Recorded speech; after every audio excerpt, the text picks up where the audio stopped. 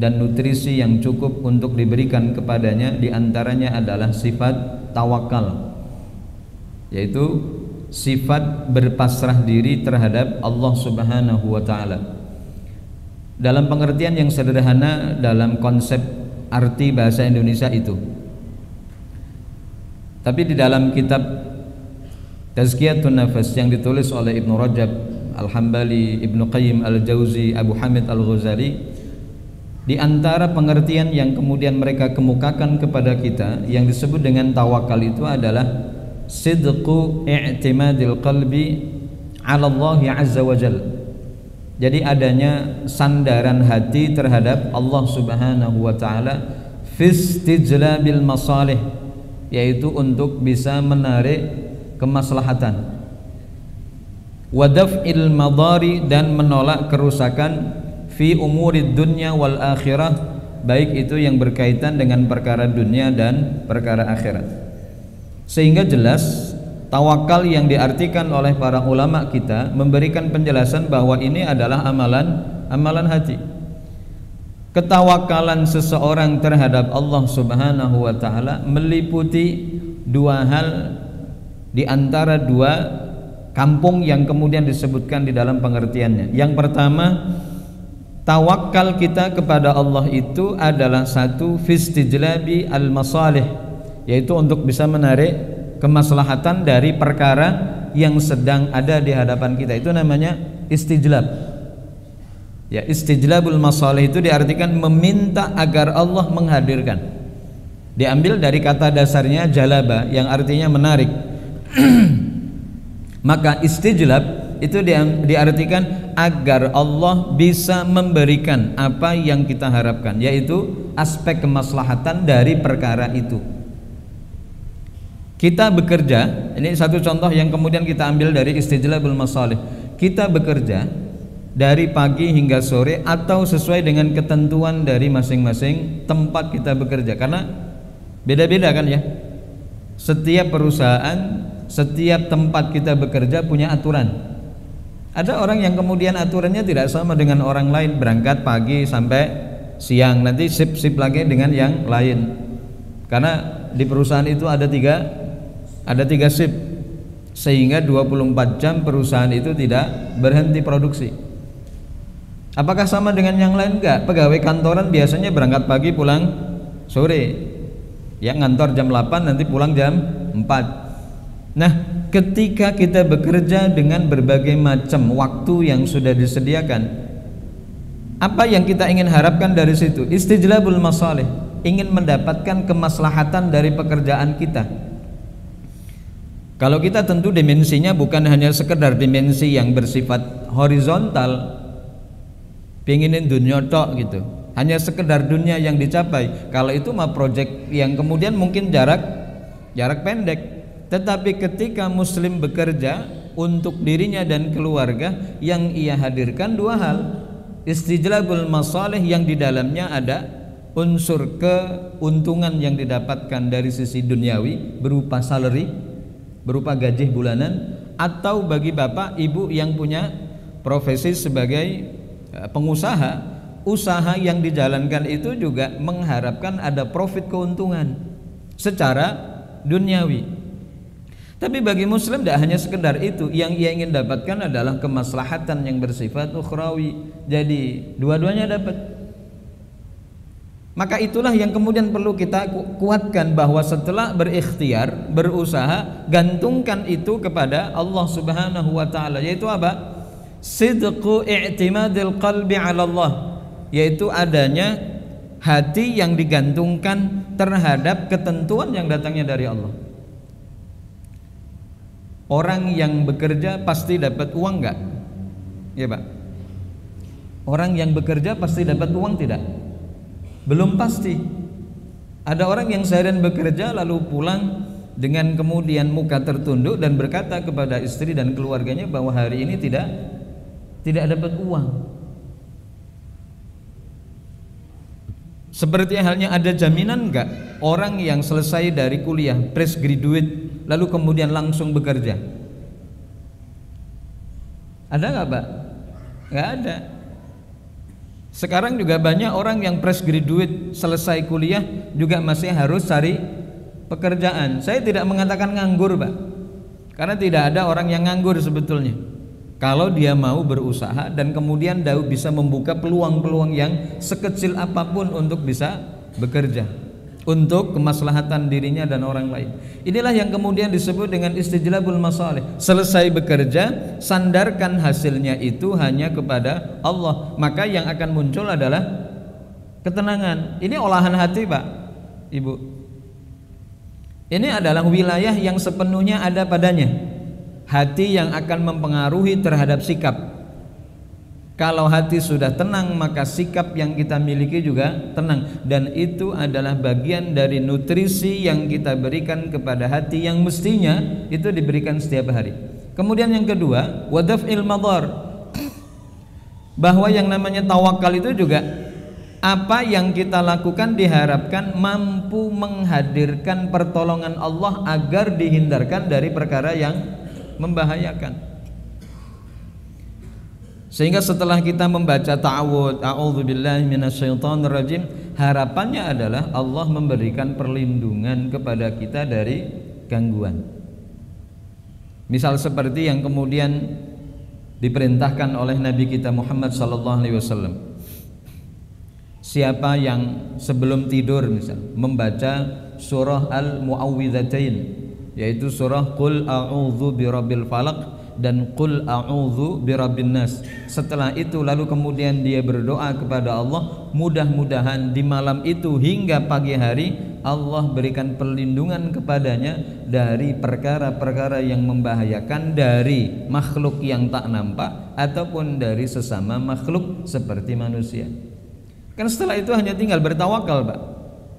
Setelah kita berdoa, berikhtiarlah kemudian apa yang bisa kita maksimalkan. Kalau ini menjadi bagian dari olahan hati, yang hadir adalah ketenangan. Maka tidak ada bagi orang mukmin yang betul-betul menjadikan tawakal ini sebagai bagian dari ciri khas yang ada pada dirinya kecuali ketenangan. Jadi stilnya stil yakin bahwa apa yang dilakukan tidak akan ada yang sia-sia di hadapan Allah Subhanahu wa taala.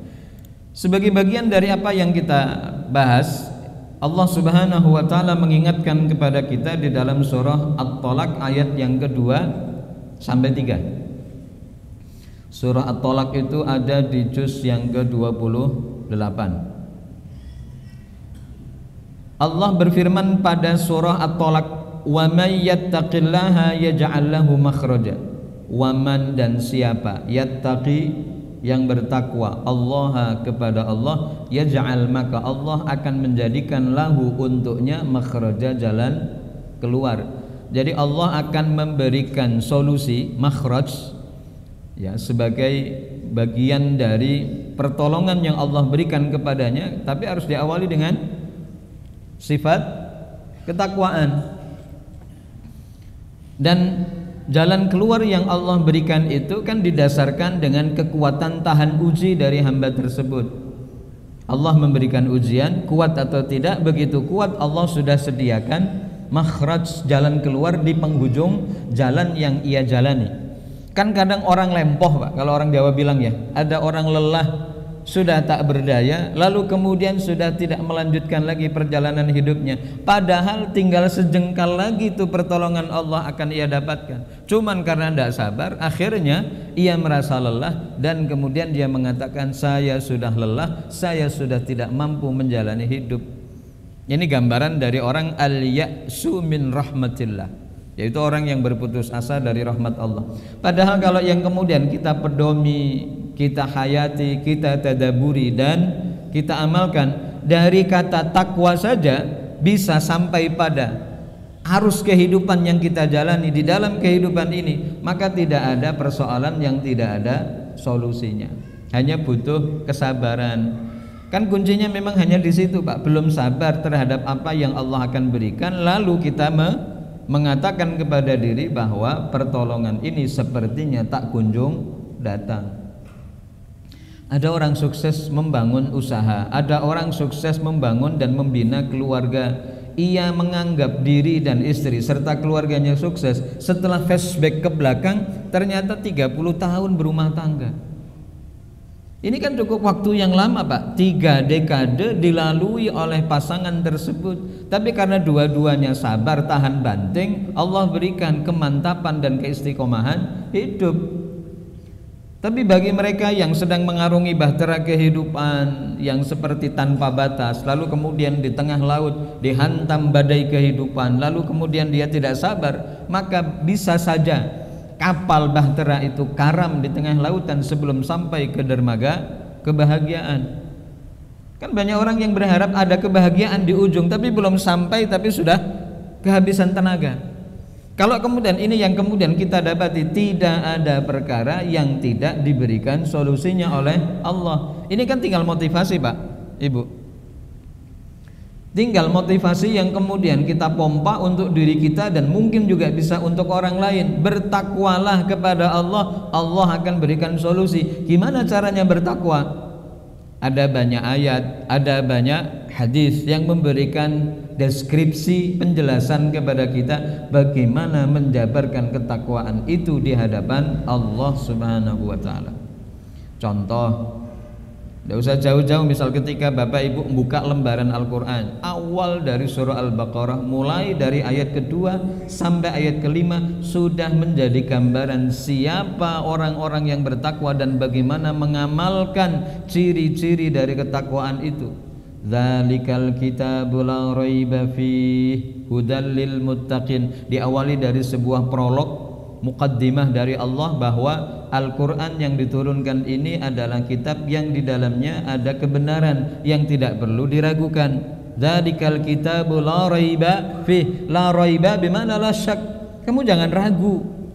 Kalau ada orang yang ragu terhadap Al-Quran, ini berarti bukan lil muttaqin. Berarti ketakwaannya yang perlu diperkuat sampai dia yakin dengan apa yang Allah turunkan. Hudal lil muttaqin.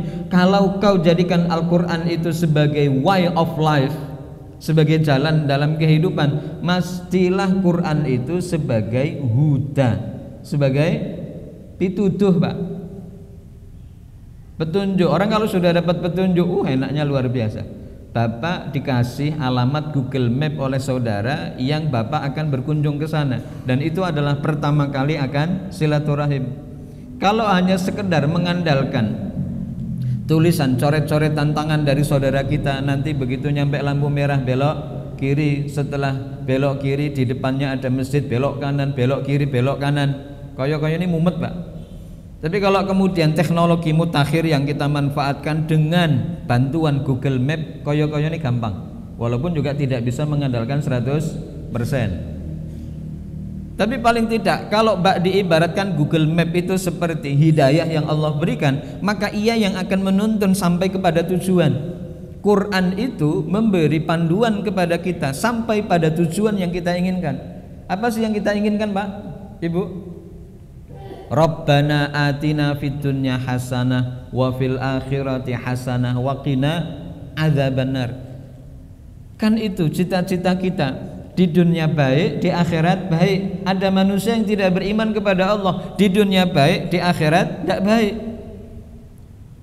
Di akhirat tidak baik. Kenapa? Karena tidak mengikuti aturan hidup yang dibuat oleh Allah. Lah kita ini kan hidup atas takdirnya Pak. Tidak makdud maknyeng gitu kalau orang bahasa Inggris bilang. Tahu makdud maknyeng gitu. Tahu-tahu ada kun fayakun moro-moro eneng gitu. Allah hadirkan kita dengan skenario yang begitu amat indah dari setiap makhluk. Maka kalau kemudian kita hadir lalu kemudian buat aturan sendiri, maka aturan itu mungkin yang bisa dia lakukan di dunia, tapi begitu nanti di akhirat, minimal di alam barzah sebagai alam penantian, ketentuan Allah akan diberlakukan secara hak. Yang kemudian juga dikatakan oleh para ulama kita bahwa alam barzah itu adalah miniatur dari kehidupan akhirat. Miniatur ya Pak. Miniatur itu ya kayak taman mini itu. Apa yang kemudian ingin kita lihat? Nggak tahu kalau sekarang apakah sudah ada penambahan dari anjungan-anjungan yang ada di sana. Kalau dulu mungkin masih bisa kita lihat. Kalau nggak sempat ke Papua, kita bisa melihat miniaturnya yang ada di Taman Mini. Ada 27 provinsi waktu itu. Sekarang sudah ada 38. Itu yang kemudian kita ingin lihat, bahwa apa yang akan kita dapatkan nanti di akhirat, kebahagiaankah atau kemudian kesengsaraankah, sudah bisa tergambarkan ketika berada di alam barzakh. Nah, yang kedua, janji yang Allah berikan dari modal takwa, Mbak. Modalnya takwa tok jane. Ya, modal takwa yang kemudian kita ingin kuatkan setelah Allah memberikan makhraj, jalan keluar atas persoalan hidup yang dimiliki oleh setiap insan. Apa yang Allah janjikan? Wa yarzuqhu min haitsu la yahtasib. Allah akan memberikan rizki dari jalan yang dia tidak sangka. Ranyono-nyono, Pak, moro-moro teko gitu. Yang kemudian rizki itu sangat dibutuhkan. Inilah yang disebut dengan pertolongan dan bantuan Allah yang kemudian akan datang tepat pada waktunya. Kita minta kepada Allah agar Allah berikan kemudahan kepada anak-anak kita saat ketika mereka sedang proses bertolabul ilmi, dan ketika mereka sudah mulai beranjak dewasa mulai besar, ternyata doa-doa kita itu Allah kabulkan di saat itu. Lah ya kan tidak mungkin toh Pak, bapak ibu berdoa, ya Allah mudah-mudahan anak kami yang kedua kau berikan kemudahan untuk bisa masuk ke perguruan tinggi yang kami inginkan, sementara anaknya masih di TK. Apa yang harus dikabul kisah naliko? Kan tidak mungkin. Maka ini kan berdasarkan dengan ikhtiar yang kemudian Allah lihat sesuai dengan timing waktunya. Begitu anak kita sudah sampai pada tahapan dia masuk kuliah, disitulah cara kerja Allah memberikan pertolongan kepada hambanya dari doa-doa yang senantiasa kita sematkan di antara apa yang kita inginkan. Ini yang kemudian menjadi sebuah modal kuat bagi kita, bahwa ketika kita menjadikan diri orang-orang yang berusaha untuk menjadi pribadi yang bertakwa, maka mudah-mudahan rizki yang Allah berikan kepada kita itu datang dari jalan yang tidak disangka-sangka. Sekali lagi Bapak Ibu, rizki bukan hanya sekedar materi. Rizki itu bisa bersifat imateri. Jadi orang kok kur duit tok. Rizki itu bersifat luas. Apa yang kemudian Allah berikan kemudahan untuk kita, itu namanya rizki. Kita bisa jalan dengan baik, tidak ada kendala, berangkat pulang dari ke masjid, itu rizki bukan? Rizki jenengan bisa duduk hingga waktu syuruk sampai bisa sholat syuruk lalu kemudian pulang, itu rizki bukan? Rizki pulang dari sini menuju rumah melihat beberapa keindahan alam yang Allah hadirkan walaupun ini di kota gitu, itu rizki bukan? Rizki dari mana? Rizki pandangan. Maka rizki itu sekali lagi bukan dalam bentuk materi. Jadi kalau dianggap orang tidak punya duit itu terus kemudian tidak dapat rizki, bisa saja orang berduit tapi ternyata tak bisa menikmati hidup. Tapi ada orang yang mungkin uangnya dikit, pas-pasan, tapi betul-betul bisa enjoy menikmati hidup. Ya tidak sesak napas, tidak ada kendala apapun dari sisi kesehatannya, makan apa adanya juga bisa dimakan. Apakah itu namanya bukan rizki? Ada banyak orang yang banyak duit tapi nggak bisa sembarangan makannya. Ini tidak boleh, ini tidak boleh, itu dilarang, ini nggak boleh. Lalu sekolah opo? Jangan makan nasi Pak, jangan makan ini Pak, jangan makan itu Pak. Padahal di saat dia bisa beli apa yang dia mau, apakah itu yang namanya rezeki? Sehingga yang kemudian Allah cantumkan di dalam Al-Quran surah At-Talaq, wa yarzuqhu min haitsu la yahtasib. Bisa saja pertolongan yang Allah berikan saat ketika kita ada kesulitan, Allah hantarkan kemudahan dan bantuan lewat orang lain.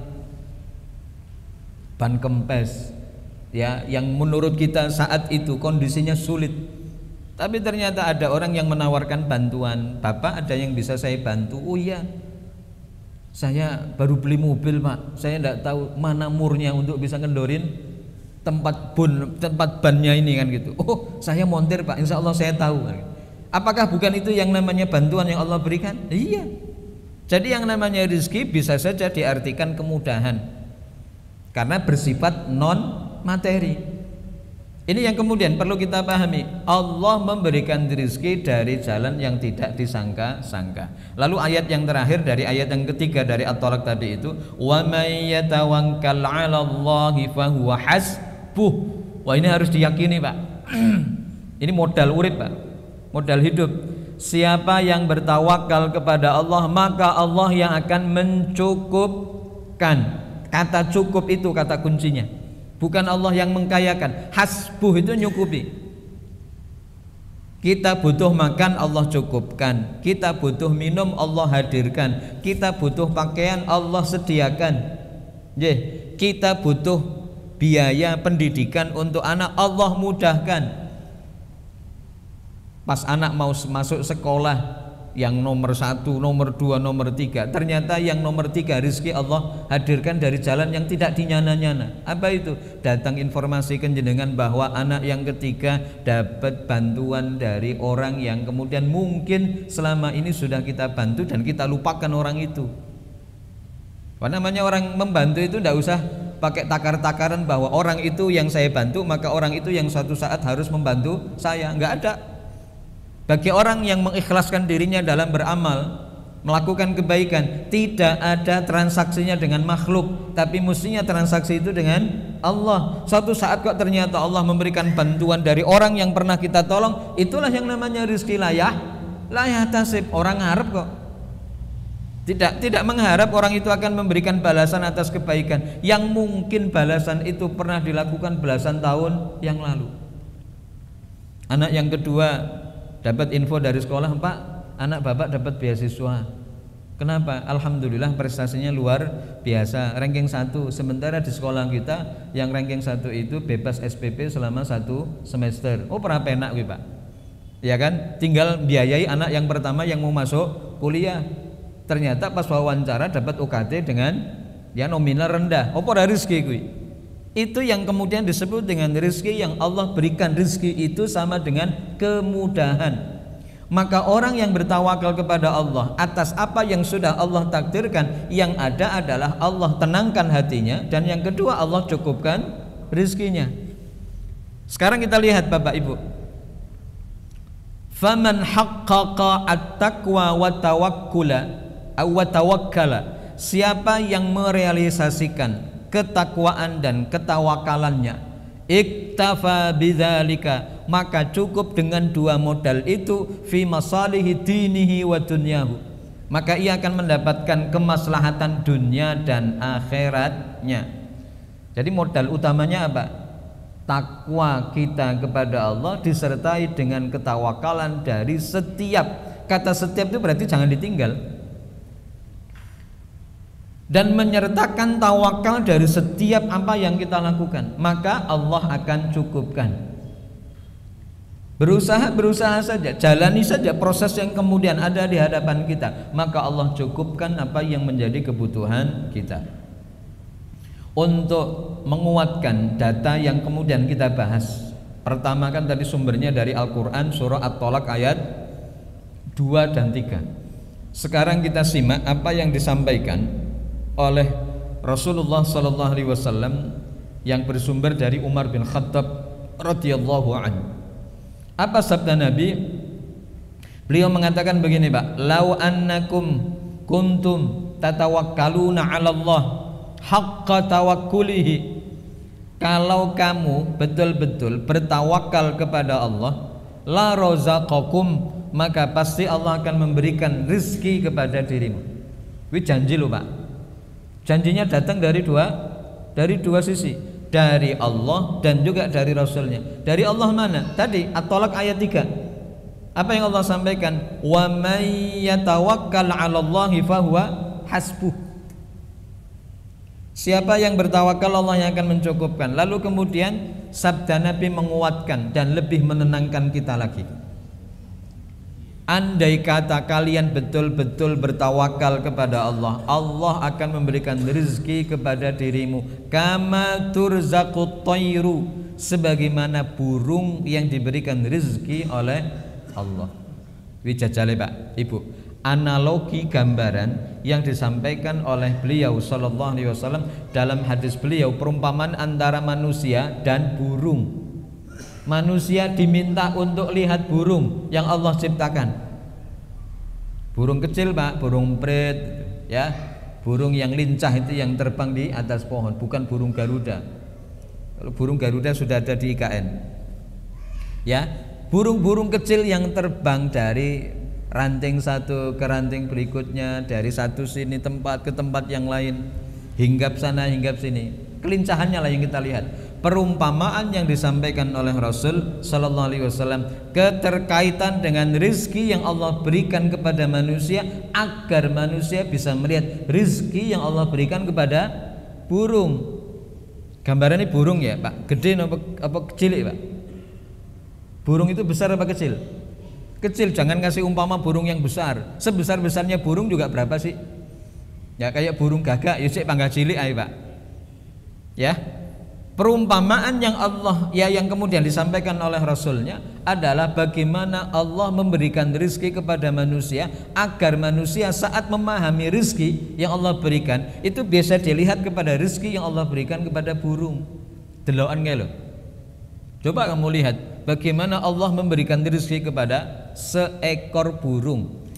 Bahkan yang disampaikan oleh Rasul dalam hadis beliau, taghdu khimasan wa taruhu bitanan. Hadis ini diriwayatkan oleh Imam At-Tirmidzi dan yang lain, dan At-Tirmidzi mengatakan hadis ini adalah hadis hasan sahih.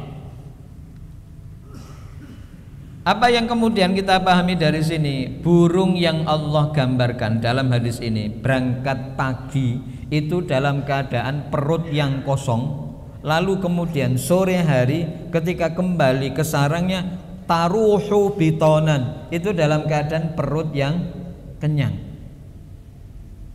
Perut itu ya tempat yang bisa digunakan olehnya untuk menyimpan makanan untuk dirinya dan juga untuk keluarganya yang sudah nunggu.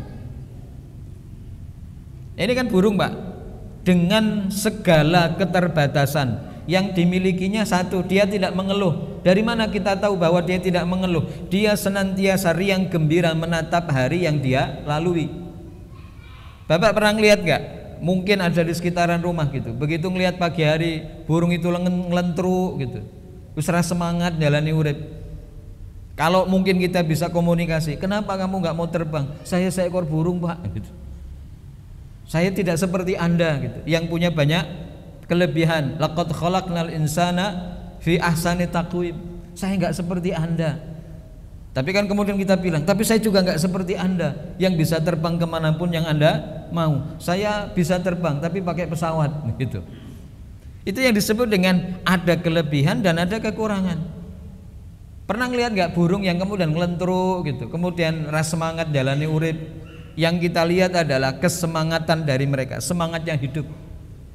Dengan paruh yang kecil, modal yang ada dimanfaatkan untuk dioptimalkan agar hasilnya maksimal. Itu satu. Yang kedua, Bapak ketika melihat burung yang terbang itu ada yang bawa ember itu. Ada nggak Pak? Bawa ember, terus bawa karung, bawa plastik, kresek sebagai persediaan tempat, kalau boleh dikatakan outdoor gitu ya, karena telihnya tidak cukup, paruhnya tidak cukup untuk menyimpan makanan, maka dia bawa alat lain selain daripada apa yang sudah Allah ciptakan. Ternyata ya juga enggak. Apa yang sudah Allah berikan untuk burung itu ya dia cukupkan dan dia maksimalkan, dia optimalkan. Ya ternyata cukup kok untuk anak-anaknya. Berangkat pagi gitu ya, cari rizki dimanapun dia berada, dan Allah berikan ilham kepada burung itu untuk kembali ke sarangnya. Nah, kalau menurut logika kita kan nyambung Pak ya. Apakah dia punya radar? Ya, dia kemudian punya rute jalan dari mana dia berangkat dan kemana dia pulang. Ternyata ya balik Pak. Dia pulang, mau terbang kemana aja dia tahu bahwa tempat dia akan kembali, karena ada anak-anaknya yang sedang nunggu ibunya dari pagi sampai sore untuk mendapatkan suplai makanan. Dan itu adalah bagian dari ilham yang Allah berikan kepada makhluk kecil bernama burung. Begitu burung itu hingga masuk ke sarangnya, anak-anaknya sudah dengan sabar nunggu, diloloh sitok-sitok, dikasih satu gitu. Lalu malamnya istirahat, besok berangkat lagi sampai anaknya gede Pak. Dan itu adalah hal yang kemudian dikaitkan dengan masalah analogi gambaran rizki yang Allah berikan untuk kita. Opo raisin gitu. Itu kan jadi pertanyaan. Apa kalian wahai manusia itu tidak malu ketika gambaran ini nampak hadir di hadapan kalian? Itu burung tidak pernah ngeluh loh. Burung itu tidak pernah ngeluh, dan tiap hari dia berusaha berangkat pagi pulang sore, ya oleh terus. Lah kalian kok gimana? Tidak ada usaha secara maksimal, begitu usaha hari ini gagal besok loyo. Padahal bisa jadi kegagalan itu adalah untuk memantapkan langkahmu ke depan. Kegagalan dalam kehidupan itu hal yang biasa, Pak. Sebagaimana kita berobat, yang mungkin mohon maaf ada di antara kita yang punya penyakit yang mungkin harus mendapatkan perawatan secara intens. Pengobatannya juga tidak boleh putus, sekali putus bulat lagi, ngulang lagi dari awal. Itu yang dibutuhkan hanya modal ketakwaan dan ketawakalan kita kepada Allah. Tanpa dua itu kita limbung, Pak. Tidak ada ketakwaan dalam diri, tidak ada tawakal dalam penyertaan dari setiap usaha yang kita lakukan. Yang terjadi, orang yang tidak tawakal kepada Allah hanya akan memunculkan kegelisahan dari setiap usaha yang dilakukannya. Apa itu? Hasil opora, berhasil apa enggak? Ini kalau enggak berhasil gimana? Malu kita atau rugi kita. Ini sudah keluar duit banyak. Tapi kalau kemudian kita sudah berusaha, ya sudah jalankan saja sesuai dengan strategi yang kita jalani. Keberhasilan ataupun tidak, Allah yang kemudian akan memberikan. Ada orang yang kemudian berusaha berkali-kali tapi ternyata Allah berikan keberhasilan pada percobaan yang kesekian kalinya. Ada seseorang fulan ingin masuk ke angkatan tentara, ya, nyoba satu di Lampung nggak berhasil, lalu kemudian pas ada pendaftaran di Palembang nyoba nggak berhasil lagi, pas ada pendaftaran di Bengkulu nyoba lagi, ternyata berhasilnya ada pada yang keempat. Di mana? Ketika ada tes di Jakarta. Itu yang kemudian disebut Allah melihat seberapa jauh si keinginannya itu dan seberapa besar kegigihan yang dimilikinya dan usaha apa yang dilakukan, dengan cara yang benarkah atau dengan cara yang kemudian salah dibenarkan, yaitu menghalalkan segala cara agar dia bisa menjadi yang dia inginkan. Kan ini juga bagian dari ujian, Pak. Kesabaran itu akan tetap dia fokus kepada apa yang dia lakukan dengan memperhatikan koridor syariat. Kok ternyata sampai mentok umur nyoba beberapa kali ndak lulus, ya berarti takdirnya bahwa dia tidak jadi tentara. Dan saat itu dia harus balik badan. Sudah jangan nggak boleh lemes lagi. Harus ulang strategi, maintenance ulang. Nyoba beberapa kali jadi tentara rasido-sido tidak jadi-jadi, maka harus merubah rencana. Ya sudah, mungkin takdir saya akan ada di tempat yang lain, dan ternyata Allah berikan kesuksesan hidup tidak di jalur itu setelah dia menjadi seorang petani yang kemudian menjadi petani sukses. Sopo sing nyono, Pak? Ada orang karyawan dan karyawan tetap karena sudah belasan tahun, ternyata karena pandemi di PHK. Apakah kemudian dia menjadi orang yang frustasi? Ternyata enggak, muter otak apa yang bisa dia lakukan agar roda ekonomi keluarganya tetap jalan. Apa yang dia lakukan? Akhirnya dia buka usaha tani hidroponik, ya, di belakang rumahnya. Dia punya lahan, yang lahan itu dia manfaatkan semaksimal mungkin. Dan ternyata hasil dari tanaman sayur hidroponik itu lama kelamaan diakui oleh masyarakat dan bahkan dicari, sehingga yang datang adalah para pedagang untuk kemudian dijual kembali. Kalau dulu di awal-awal dia mengenalkan produknya dari warung ke warung, dari pedagang ke pedagang, sudah saatnya Allah memberikan bantuan pertolongan kepadanya karena sudah dikenal, dia didatangi. Berarti ilmu itu sudah dipakai dan diterapkan, dan pada akhirnya harta dan duit itu yang datang, Mbak. Sebetulnya hanya itu yang kemudian ada di dalam konsep kehidupan kita itu, yaitu konsep ketawakalan kita kepada Allah Subhanahu wa taala.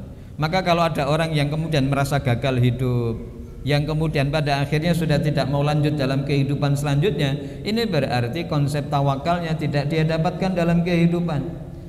Bapak Ibu, kalau kita lihat keterkaitan dengan kondisi keluarga kita masing-masing, Bapak akan tahu dan membenarkan apa yang sudah Allah sampaikan. Dan bukan hanya saja membenarkan, tambah kuat keimanan kita kepada Allah. Dulu mungkin pedagang kecil-kecilan gitu jenengan punya dagang usaha kecil-kecilan, warung kecil di depan rumah. Tapi karena keuletan manajemen toko yang bagus, lalu kemudian berkembang dan menjadi besar, lalu kemudian akhirnya menjadi toko swalayan. Dan itu merupakan hasil dari apa yang kemudian dia tampilkan di hadapan Allah, keuletan sambil meyakini ketawakalannya kepada Allah membuahkan hasil. Di Bandar Lampung siapa yang tidak kenal dengan Fulan bin Fulan yang punya banyak cabang, ya, toko serba ada. Palu gada bahasa kita itu. Apa lu mau gua ada. Toko palu gada itu, Pak. Beliau punya beberapa outlet di Bandar Lampung. Ada yang di Kedaton, ada yang di Jalan Zainal Abidin Pagar Alam, ada yang di Sukabumi, ya, ada yang di daerah Lampung Selatan. Hasil yang kemudian didapatkan tentu kan bukan bim salah bim. Perjuangan yang beliau hadapi ataupun yang dilakukan adalah perjuangan hidup mati yang sampai pada akhirnya ditampilkan di hadapan kita, yaitu tentang sebuah keistiqomahan dari setiap amal yang dikerjakan. Mungkin dulu pernah gagal, tapi ternyata tidak ganti produksi, tidak ganti usaha. Sampai pada akhirnya dia menemukan track di mana track itu adalah track yang bagus, sampai pada akhirnya beliau bisa buka cabang di mana-mana. Hanya sebetulnya butuh kesabaran sebetulnya.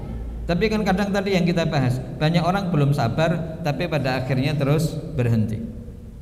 Ma'asyiral muslimin wal muslimat ta'azakumullah. Lalu Abu Hatim Ar-Razi, seorang ulama, memberikan penjelasan tentang hadis tadi itu, yaitu tentang hadis tawakal. Andai kata kamu betul-betul bertawakal kepada Allah, maka pasti Allah memberikan rizki kepada kalian, sebagaimana burung yang Allah berikan rizki kepadanya. Apa pendapat dari Abu Hatim Ar-Razi? Beliau mengatakan hadis ini adalah hadis pokok yang berkaitan dengan ketawakalan seseorang. Wa innahu min a'zamil asbab, dan ini adalah merupakan sebab yang paling besar yang kemudian tertariknya rizki yang Allah hadirkan kepadanya. Jadi Abu Hatim Ar-Razi berpendapat demikian, Pak. Jika kita menginginkan rizki senantiasa Allah kucurkan, Allah turunkan dan Allah berikan, maka tidak ada hal yang bisa kita lakukan kecuali hanya tawakal. Berarti rizki itu akan ngalir. Maka kalau rizkinya nyendet-nyendet, itu berarti tawakalnya kepada Allah kurang. Bahasa sederhananya ratek percaya gitu, Pak. Ya, ndak begitu percaya dengan apa yang Allah akan berikan. Masa iya sih? Masa iya? Ya tenanan berarti. Orang dalam hadis yang disampaikan oleh Rasul, ya, hadis qudsi, ana inda dhanni abdi bi. Saya itu tinggal tergantung dari prasangka hambaku. Kalau bagus ya bagus, kalau buruk ya buruk. Jadi begitu ada hamba yang berprasangka baik kepada Allah, maka kebaikan yang Allah akan berikan. Tapi juga sebaliknya, maka tidak ada yang ada di dalam kamus seorang muslim membangun husnudzonnya kepada Allah adalah sebuah keniscayaan. Ma'asyiral muslimin a'azakumullah. Lalu Sa'id bin Jubair juga mengatakan, menguatkan dari pendapat Abu Hatim Ar-Razi, bahwa tawakal itu jima'ul iman, bahwa tawakal kita kepada Allah adalah kumpulan dari iman seseorang. Jadi kalau boleh dikatakan anti klimak dari keimanan seseorang itu ada pada tawakal. Maka tidaklah seorang itu beriman kepada Allah kecuali dia sudah bertawakal. Sehingga tawakal itulah yang akan menghadirkan apa? Menghadirkan keimanan yang kuat yang ada pada dirinya. Dan kemudian dikatakan di dalam kitab ini, wa tahqiqut tawakkuli la yunafil akhda bil asbab. Bahwa realita tawakal kita kepada Allah itu tidak meniadakan perkara-perkara yang wajib kita hadirkan. La yunafil akhda bil asbab. Jadi sebab apa untuk bisa menghadirkan kebahagiaan itu tidak boleh ditiadakan. Seperti begini, Pak, Ibu. Kan ada orang mengatakan begini, ngapain kamu sekolah tinggi-tinggi gitu ya? Saya yang lulusan SD aja bisa kaya gitu. Ya, saya yang SD saja bisa kaya raya. mungkin dilihat pada dirinya. Tapi kalau kemudian pertanyaan kita sampaikan kepada beliau, orang yang kayak kamu yang lulusan SD itu yang kemudian sukses berapa miliar? Orang yang hanya lulusan SD lalu kemudian sukses seperti kamu itu berapa orang? Ternyata enggak banyak. Sebagaimana kemudian fenomena realita yang ada, orang yang sudah lulus S1 atau S2 atau bahkan S3 fresh graduate juga tidak ada jaminan untuk langsung dapat pekerjaan. Tetapi dengan kuliah yang dia jalani, dengan proses dia bertolabul ilmi yang dia sudah lakukan sejak awal dengan cara yang benar, bahwa saya cari ilmu itu ingin menggapai ridha Allah, maka terbuka kesempatan lebar untuk dirinya untuk mendapatkan pekerjaan. Ini kan sebetulnya hanya soal membuka peluang apa yang Allah akan berikan, pekerjaan dari apa yang kita usahakan. Toh ternyata juga banyak orang yang nggak linear, Pak. Jadi kalau kita berbicara tentang rezeki ya, banyak orang yang nggak linear dari apa yang dia pelajari selama dia belajar. Begitu dia usaha ternyata nggak nyambung dengan apa yang dia dapatkan selama berada di bangku kuliah. 4 tahun S1 pertanian, genah itu Pak, realita gue. S1 pertanian di sekolah ataupun di perguruan tinggi negeri di sini Pak, di Lampung. Selesai kuliah kok malah buka usaha komputer, jurusan pertanian tapi justru malah buka usaha komputer. Kalau mau pakai hitungan matematika, kira-kira nyambung atau tidak itu Pak? Nggak nyambung, unlogis kalau bahasa kita itu, serama masuk akal. Tapi disitulah yang disebut dengan takdir Allah. Rizki yang kemudian Allah berikan itu ada pada usaha buka komputer, dan sekarang sudah menjadi tempat yang besar di sekitaran Unila. Nggak usah disebut nama, kok malah diparani malahan. Cari aja di situ, ada orang ownernya itu lulusan S1 pertanian, tapi ternyata beliau Allah berikan rezeki itu dari usaha komputernya. Kalau logika kita mestinya yang buka usaha itu adalah orang yang lulusan S1 apa Pak? Komputer kan mestinya gitu tuh. Ada orang lulusan dari Fakultas Tarbiyah, prodi bahasa Arab, selesai kuliah buka usaha roti. Buka usaha roti. Nyambung ra nyambung. Tapi ternyata hasil olahan rotinya diterima oleh masyarakat setelah mengalami proses perizinan dan ternyata sudah ada legalisasi untuk bisa dijual, ya ternyata sukses. Mestinya kan gitu, kayak mestinya yang buat roti itu adalah orang yang lulusan dari S1 tata buka, yang memang dari awal ngurusin makanan. Maka sebetulnya kesimpulan kita dalam pembahasan dari dua contoh itu, soal rezeki itu tidak dikaitkan dengan apa yang kita pelajari. Walaupun apa yang kita pelajari membuka jalan, memudahkan kita untuk usaha apa yang kita akan geluti. Sebetulnya orang tadi itu yang lulusan pertanian, kalau dia mau buka usaha tani, beliau sudah ada ilmunya. Jadi kalau nanam padi itu sudah ada ilmunya. Kalau dia nanam singkong sudah ada ilmunya. Kalau dia mau nanam pohon pisang sudah ada ilmunya. Tapi ternyata muyul, kecenderungan dia tidak ke situ. Lah terus gimana dulu? Wallahu a'lam. Kenapa Allah sampai gerakkan hatinya untuk bisa kuliah di Fakultas Pertanian walaupun akhirnya buka usaha komputer. Ini belum lagi istrinya, misalnya istrinya ternyata buka usaha konveksi. Kalau ditanya lagi ternyata istrinya adalah lulusan syariah misalnya, tambah nyambung. Maka kalau mikirin apa yang kemudian kita pelajari dan kemudian apa yang kita dapati di luar nalar, karena Allah memberikan rezeki kepada siapapun yang dikehendakinya. Ini yang kemudian dikaitkan dengan masalah tawakal yang kadang disalahartikan oleh sebagian orang, bahwa tawakal itu pasrah bongkoan kepada Allah tanpa diawali dengan ikhtiar. Enggak. Maka bahasa yang kemudian disampaikan di sini tahqiqut tawakal, tahqiqut tawakal. Tawakal yang sesungguhnya itu adalah la yunafil akhda bil asbab, tidak menafikan sebab-sebab yang kemudian harus dihadirkan. Orang pengen bahagia Pak, orang ingin bahagia, maka ia harus menghadirkan faktor-faktor kebahagiaan di dalam hidupnya. Ya usaha. Kalau kemudian dia hanya berpangku tangan saja, ya bahagia itu sulit untuk dihadirkan. Saya itu pingin Pak membangun keluarga yang bahagia, sakinah, mawaddah, warohmah. Tapi ditawari, Bapak mau nikah enggak? Enggak Pak, saya enggak mau nikah. Kenapa? Takut. Takutnya kenapa? Enggak bisa memberi makan. Tapi saya pingin loh gitu. Kira-kira keinginan itu akan terwujud atau tidak untuk bisa membentuk keluarga beliau menjadi keluarga samawa? Ora bakal. Adanya hadirnya keluarga yang sakinah, mawaddah dan warohmah itu setelah dia berkeluarga. Soal kok di dalamnya ada persoalan, di dalamnya ada banyak hal yang terjadi konflik di antara keduanya, itu persoalan yang niscaya orang dua makhluk berkumpul dengan membawa perbedaan masing-masing.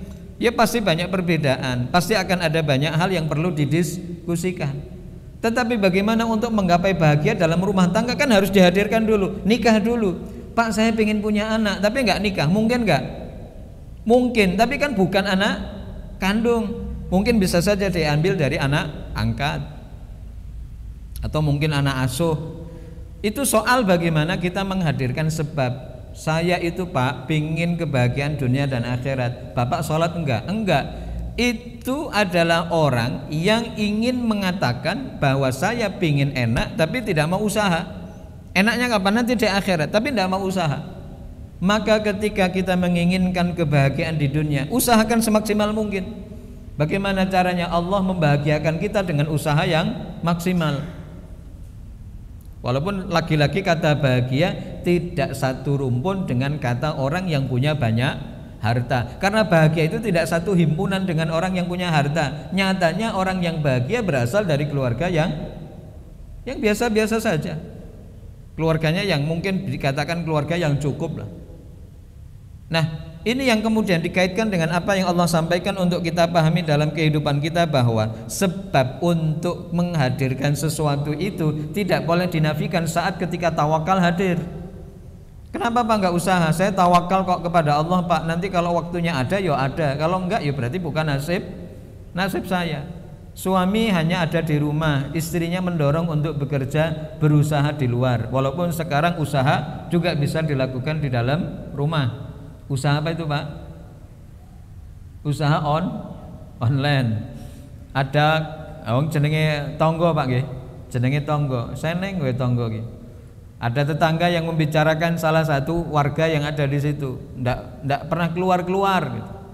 Senang omah wae, tapi duitnya banyak gitu. Nuyul apa gitu. Padahal ketika terkonfirmasi ternyata beliau punya usaha online. Punya usaha online, dan terus barangnya nggak kelihatan. Ya mungkin dia langsung ngambil barang dari toko lalu kemudian dia kirim, yang tetangganya tidak tahu. Ada cerita Pak ya, yang kemarin belum lama lah sempat viral. Bagaimana ada seorang pemuda kampung di Jawa yang kemudian jarang kelihatan keluar rumah, yang mungkin oleh tetangganya dibilang anak kuper, anak yang kemudian kurang pergaulan.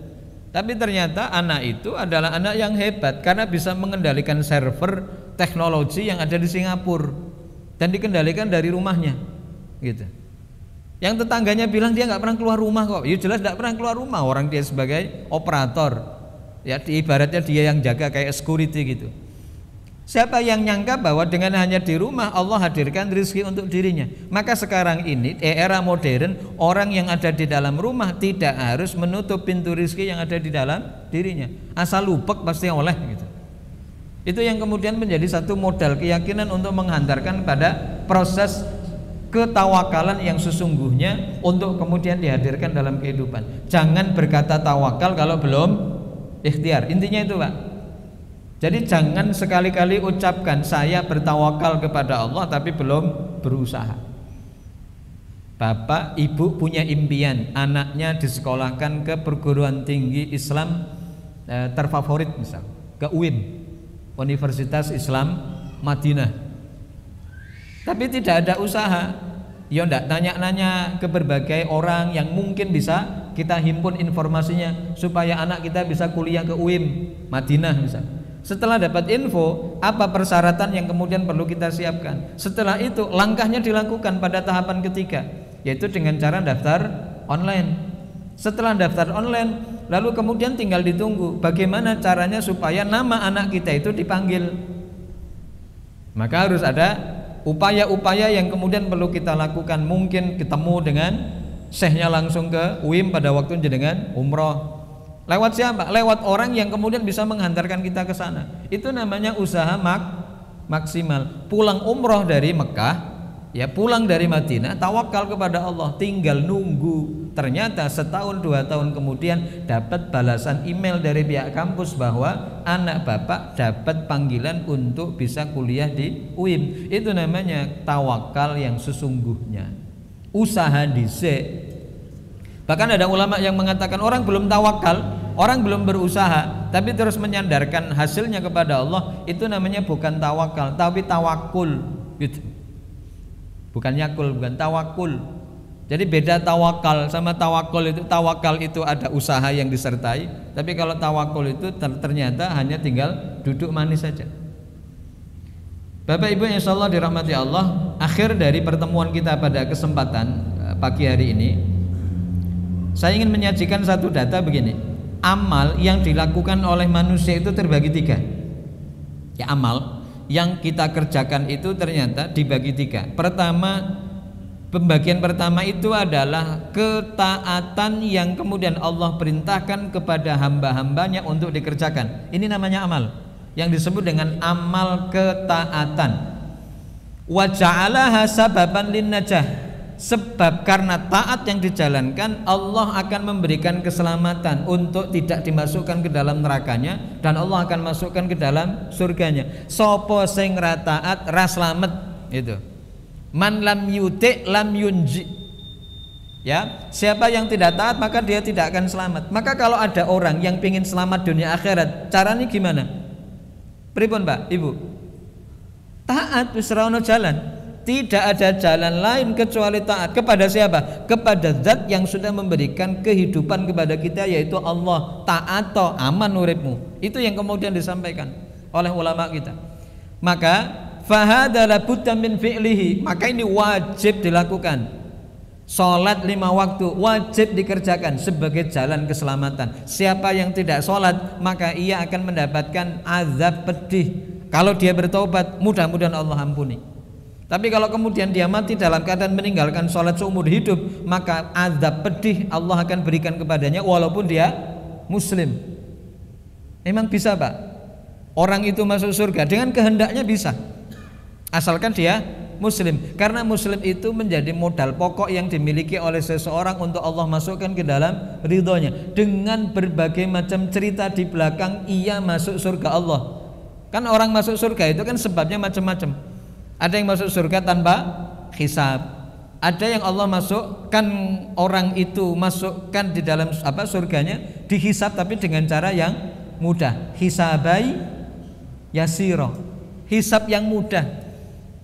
Ada yang ketiga Allah masukkan orang itu dengan cara hisab tapi dengan cara yang rigid, detail, sulit, susah. Tapi pada akhirnya Allah masukkan juga ke dalam surganya. Kenapa? Karena syarat utama sudah dia penuhi. Apa itu? Annahu muslim, bahwa dia adalah seorang muslim. Nah, ini adalah hal pertama yang kemudian kita bahas. Untuk 2 dan 3 kita lanjutkan di pertemuan yang akan datang, sembari kita ngambil tema yang lain sebagai bagian dari nutrisi hati yang perlu untuk diperhatikan. Jadi tawakal itu menjadi konsumsi harian Bapak Ibu. Kapan? Setiap amal. Jadi setiap amal hadirkan tawakal, itu sama saja kita sudah menjaga hati kita masing-masing untuk tetap beriman dan bertakwa serta bertawakal kepada Allah Subhanahu wa taala. Demikian waktu yang bisa kita ambil untuk waktu taklim yang kita laksanakan. Mudah-mudahan ada manfaat yang bisa kita dapatkan, dan mohon maaf bila ada kekeliruan. Kita tutup dengan doa kafaratul majlis. Subhanakallahumma bihamdik asyhadu an la ilaha illa anta astaghfiruka wa atubu ilaik. Wassalamualaikum warahmatullahi wabarakatuh. Kisah inspiratif, hukum Islam, adab seorang muslim, tata cara beribadah, amalan kehidupan, motivasi sukses dan cara bisnis, parenting Islam dan samawa.